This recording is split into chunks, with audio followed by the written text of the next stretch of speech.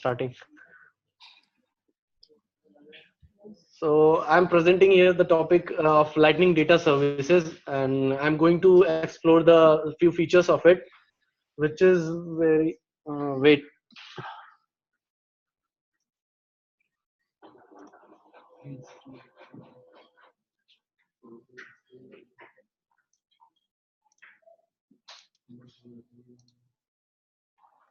Okay, so uh, here are the agenda about the Lightning Data Services, and few things about creating custom component, that things we need to consider about creating custom component, what thing we need to implement in this, what thing we can't implement in custom component, and after that we will discuss about the what is Lightning Data Services and how we can use it in our code, and after that we will having some code like code review of that, and then after that we will be having a QA session.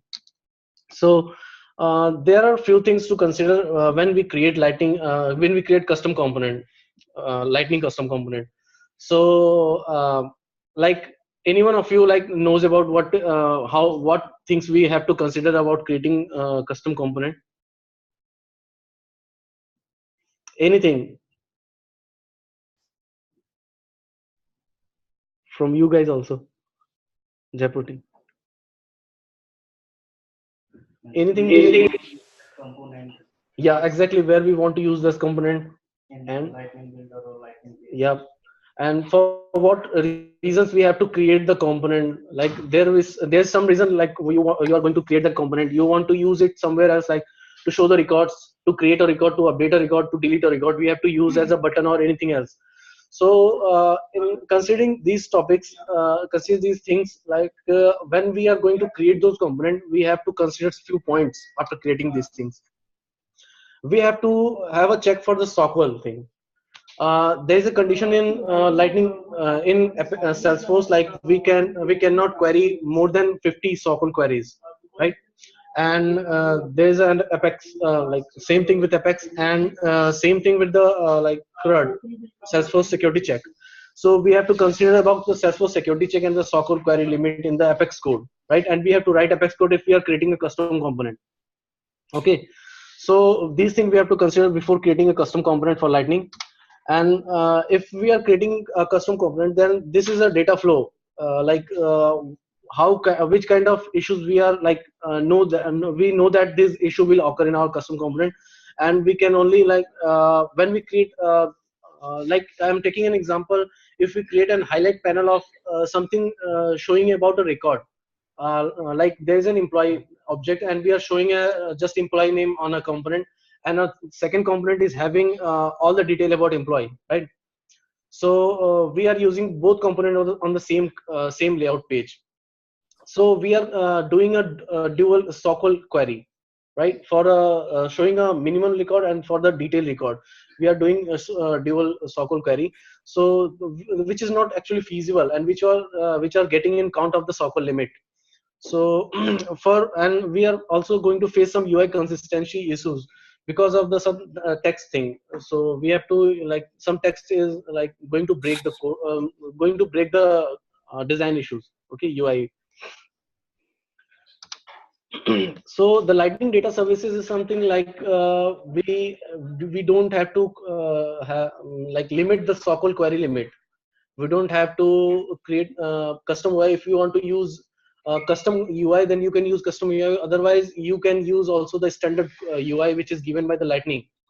So you don't have to worry about the UI part. If we are creating the standard, if we are interfacing the standard interface of the Lightning experience. So so with the Lightning Data Service, we guys can, like, we don't have to write any kind of Apex code in when we are using Lightning Data Services. When we don't have to write any Apex code, this is a kind of a standard controller for Lightning, which is available via the Force and the app1 interface. And there's we don't need any SOQL query for this. And there's also FLS, field level security, and the sharing is built in, so we don't have to care about the security check for these things. And there's a declarative CRUD operation for that. And it does share cache like when we are creating two components, highlights panel and the, like I have used the example before, highlights panel and the detail component. So when we are doing a query from the highlights panel component, then it will create a cache for that query record. And then when we again query the query from the main detail component, so it will be going to pick the data from the cache, not from the directly Salesforce. It will pick it from the cache only. So this is the kind of like limiting the more API hits for the Salesforce. And it will also create a notification for record changes if there are record changes on the client side, or not from the server side, only from the client side. It will notify all the components that there's a record change. If we are like changing record on server, then it will not going to notify you. So there's also that is offline access for Salesforce one. Like we have used everyone is using Facebook app. So when we close the data on our mobile, so when we open the Facebook app, then it will show some like preloaded things in our timeline. So this is a kind of offline access for Salesforce one app. It will show you the give you the preloaded record cache, which is also known as priming things. So it will show you the reloaded means the cached things. So it will work for that also. So this is the main data flow of the Lightning data services. So we just have to create a custom component. We have to use the force record data tag, and we can query all the data for Salesforce, and we don't have to consider about the effects. We don't have to we don't have to create an Apex class for this one, and we don't have to have any problem because of SOQL limit and anything else. So I'm showing you just a simple example of how we can implement the Lightning data services, and how we can perform create, read, update, and delete operations using it. So I have created a simple component which is having all those kind of functionality for creating, deleting, and updating record. So this is what the force record force record tag, which is using a aura ID, aura ID to get in the component. And there's a record ID. Record ID for which record we are going to perform. So we are using the record ID, and there's a target field. Target field is basically denotes that where we want to store our data, which is retrieved from the Salesforce, where we want to store. So it will store the data in the simple record object. And the fields, if we want to like add more fields to query, so we can add fields here, which fields we want to get from the Salesforce object. And the layout type, there's a layout type field, like which kind of layout we want, full or mini layout.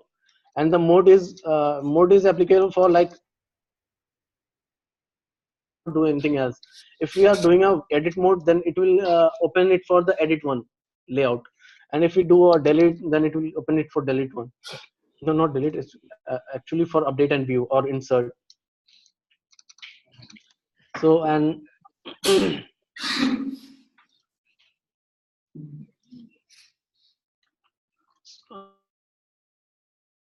so this one will this force record data tag will actually retrieve all the data from the Salesforce and store it into the simple record name object. So I will easily get the record as we always do, like fetching the record and showing it on the UI. So we can easily show those records on the UI. I have used the custom layout for this for showing this UI and the detail from the server. And then I have created also a force record for deleting the record. And let me show you the editing and create mode. So for editing a record, we just only need a record ID. For which record you want to update, we just need only a record ID. So from the record ID, which we just have to call this event, which is force colon edit record. This event is very useful. Like we don't have to create any kind of layout, and just fire this event. It will open up a model, and it will take input from user, and it will update everything in the record. And there's a create record as similar as that enable editing record. So and there is also a like delete record. So let me show you the things how work. So this is a custom object I have created for you guys to show this one. and I will drag my load record object on that this custom UI.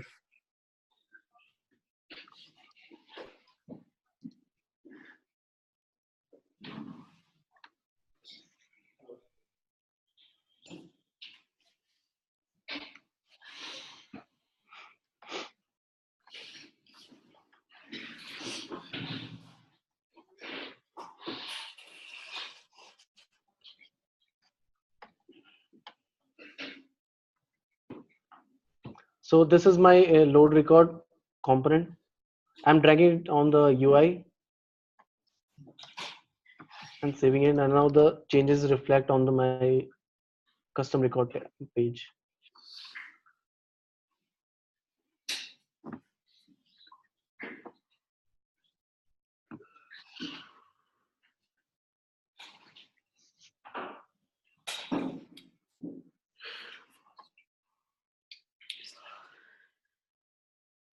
So yes, you can look at here, like this is the first one. The first component is showing you showing the component which is custom built, and the second one is the standard one. So I have created the custom one so that we can view those changes. And here what I have made in the code is just a simple UI like we create always. So and when we click on the edit account, so it will open a model for the edit one. So here's the edit button, which is calling the enable editing method, and which is only firing an event. There's no more code instead of this one. So I'm just clicking on the edit button, and it has like opened the standard UI to update the record itself. So we will update the record from here. And when we save, it will notify every component, and the UI will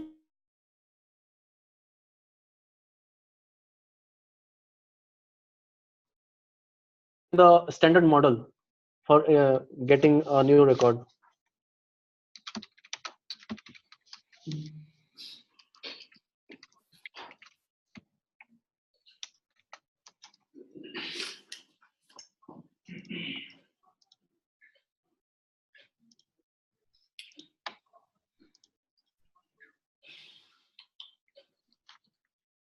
You can see like every kind of error validations is also occurring, like default validation which is applied on the object is also been reflected on the UI.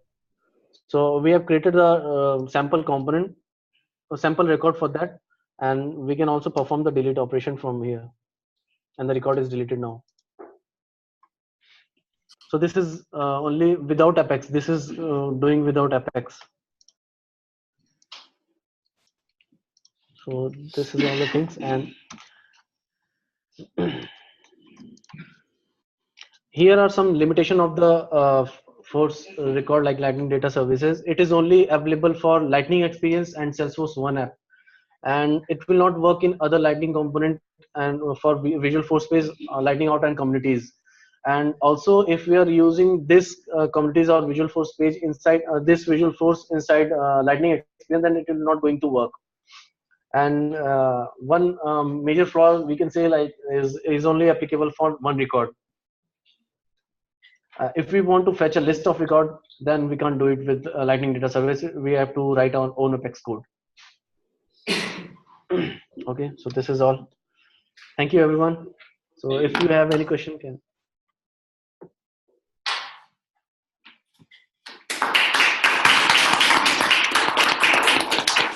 Do you guys have every question? Jaipur side? No. Tarique, I have one. Hello. Hello. Yeah. So Tarique, the model you are opening for creating new record or editing. So can we restrict some feeds, like if we can show means only 2 feeds or 3 feeds at that layout? Or no, we can't restrict fields. Actually, it will show you all the fields on the default layout. For that, we have to create our own custom component for that. Okay. Yeah.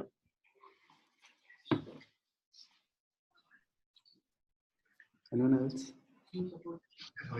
What? We will creating the record from like Salesforce backend, then it Kind will of be updated to the UI or not? no, there's no issues. Not fire that event. Just ask Tarique better. Tarique? Yes. Yeah, this is right. Like one question is if we will be updating the record from the Salesforce backend side, so Yep. then at that time it will be reflected to the component that we are using when the like the service or not. Yep. It will be updated. Yep. It will be updated on the component. We can handle the events also. There are multiple events. Okay. There are multiple events like event fire. We can handle those events. Do you like? Do you have any other like question, Adit? What I think? No. Is there anyone?